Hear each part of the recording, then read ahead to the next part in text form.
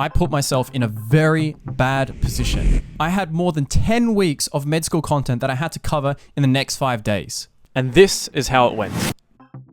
I slacked off in this semester. Now, I've even made a video on cramming and why it's so bad if you're wanting to get the top grades.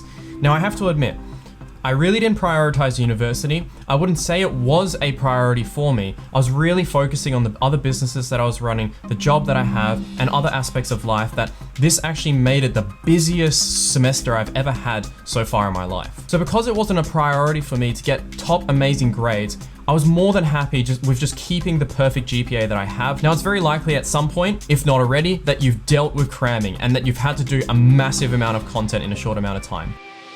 This video is going to be me going through that experience and telling you what I was doing specifically to cover such an amount of content in such little time. Now, here's part of the problem. As I mentioned, I probably went too far to the extreme on prioritizing on other things besides study, in that I basically left it until I had to sit an exam or if I had to sit a quiz and barely learn the content just enough so that I could get that sweet high distinction and then move on. And I forgot that information as well. So ideally, this would not be the situation that, things didn't get in the way in life and it wasn't the busiest, time I've ever had.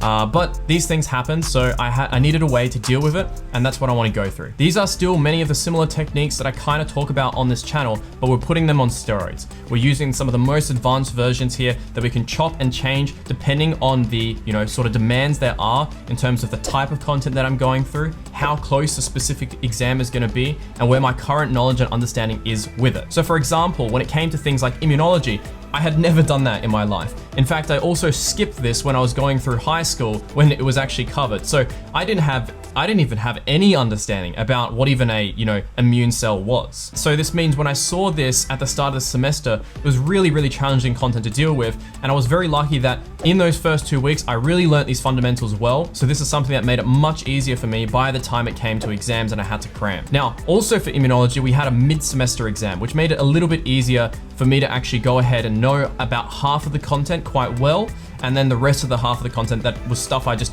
absolutely had no idea about. I had to go revise that for these end of year exams. Now, I had some other subjects that were more to do with medical research, the microbiology sort of stuff, and as well with physiology. Now, luckily, each of these three things I have prior experience on that I can depend on from previous, semesters and years that will make it easier for me to cram. So still at the end of the day, I probably had around, let's say 6 to 8 weeks of content that I barely had ever seen at all. Essentially, all I had done is just learn enough of it to, pass the quizzes, the weekly quizzes, and everything else from there, I kind of knew already well for some of the mid-semester exams that I had. So you can probably think about it, where was my focus? My focus was on the content that I hadn't even yet heard about or even know that it existed. So I want to kind of go through these 5 days, and we're going to look at 3 things today. We're going to look at how I was doing this prioritization, the shotgun approach, and then as well how inquiry-based learning came into this.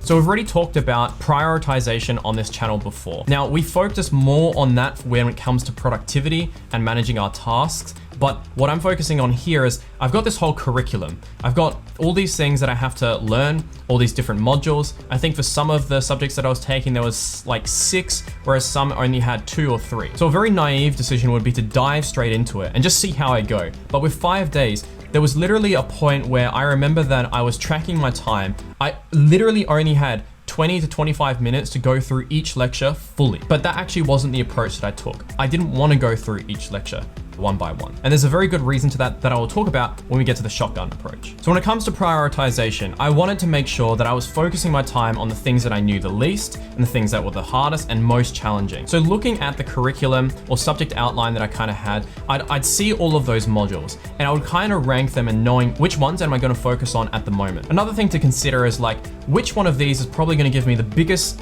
building block to work with. So if you think about it, if I'm learning something like biology, that's going to really, really help with any of the, medicine type stuff that I'm going to learn. And another example on top of this is that if I'm looking at physiology and how the body works, that's going to make it much easier when I look at things that need to be memorized. So there's very strict prioritization here in looking at what things are going to be the highest yield. Or another way that I like to think about this is what gives me the most leverage. Analogy that I like to use here is thinking about lemonade. When you're thinking about lemonade and being efficient with it, it's about how many lemons can you squeeze per hour and how much juice can you get out of that. Whereas leverage is about how much can you squeeze out of one lemon. So I'm thinking about each of these modules and I'm thinking about which one gives me the most leverage, which one gives me the capacity to learn all of the other ones much quicker. Now, this is probably one of the biggest considerations in which module I'm choosing to focus my time on first, rather than the difficulty of it and how much I know about it, which for most things was nothing. But really what I'm focusing on here is actually priming myself.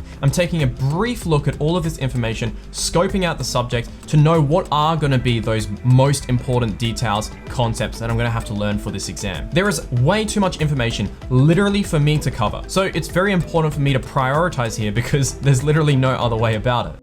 So when it actually came down to me looking at a module and thinking about getting started, what I would really focus on is skimming through all of the lecture slides around this module and knowing what are the key ideas that I can see that are being discussed across each of these lectures. And I would be going through this fairly quickly. I don't want to get bogged down into the details at this point because that would be me missing out on some of that leverage. So this whole time throughout, I'm using that inquiry-based learning to understand what are these most important ideas here, the biggest concepts that I can see to kind of build, I guess, a foundation of how this sort of topic is going to work. Now, for any sort of module, that could be anywhere from like 10 to 15 lectures or something like that.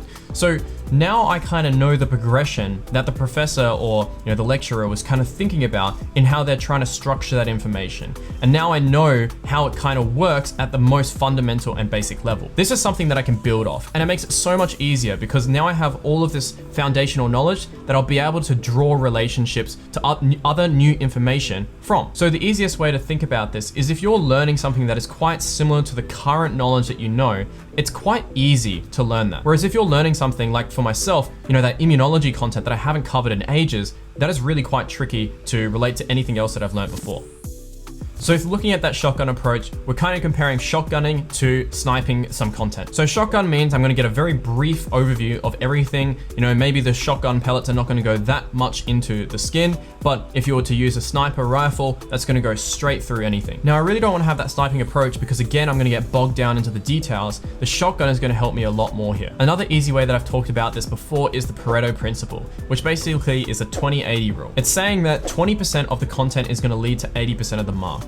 And this is usually the case for most things that you're learning out there. After all I needed was 85% of the marks to still keep that perfect GPA. So what I really focused on here, using that inquiry-based learning, is that I would find those big concepts and make sure I have a really good understanding about those and how that can relate to some of the bigger concepts that I've learned, and make sure I just have that conceptual understanding. When it came to some of the details and things like that, it wasn't really a priority for me. One of the things that could often happen is that if you get bogged down into those details, it may take you a very long time to understand some of those very small details, when you could have just learned the next concept and that would have explained why all of those were so difficult and what's really going on there. So you can imagine when going through this amount of content, my cognitive load is going to be very high. Essentially, the brain power that I have to use to do all of this relational thinking with completely new information is through the roof. So one of the things that I have to do here is make sure that that is, I guess, regulated, and making sure that the cognitive load doesn't go too high and I start forgetting things because it's just too complicated. There is literally a limit to how much information you can receive at a time because of the simple forgetting curve and the limitations of your working memory. Now, this is not something that you can just pick up and do.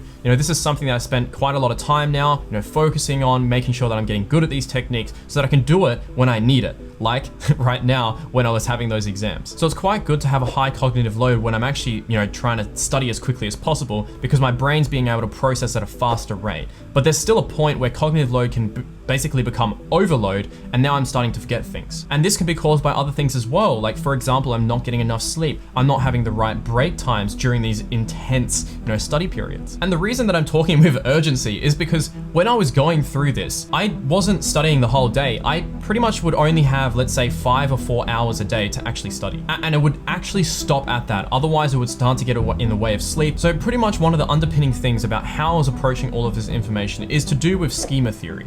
Now, this is not something that a lot of people know about, but this is basically the thing that says that, the information that we're learning can be organized into multiple units that can be related together. So when I make you think about the word bird, You're gonna think about the beak, the feathers, what it looks like, the collar, the size. All of these features are associated in your schema of a bird. And this theory is pretty much summarizing the thing that I'm kind of talking about here, in that I want to understand all of the bigger organizational concepts first before getting into all of those sort of details. And this is also the reason that the more you know, the more schemata that you have to relate things off. And that's why like a university student can learn content way quicker than, let's say, a high school student. So even though I was able to cram all of this content, it's because all of that previous knowledge that I've been generating and learning is still stuff that I know really well. So that meant that the content that I did have to cover here, not all of it was brand new. And there is a lot of variables here about how I was able to achieve this, but I'm just going through a quick overview about the techniques that I really relied on here.